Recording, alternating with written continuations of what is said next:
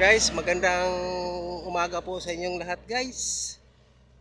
Dito po ako ngayon guys sa may Tansa, Cavite sa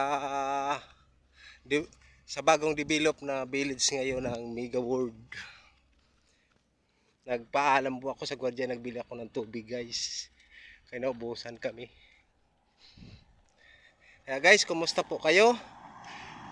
Ingat po tayo kahit saan man kayo ng sulok ng Pilipinas. Tara guys, samahan nyo po ako dito sa akin vlog. Ito po, pakita ko ang ganda ng view dito. Yo, tingnan mo, ang ganda.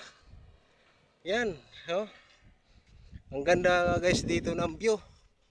Yan ho, dito naman kami guys, dito naman kami ang destino. Dahil tapos na po kami sa Project 8, dito naman ang destino na amin kontraktor. Kaya dito kami gumagawa ngayon.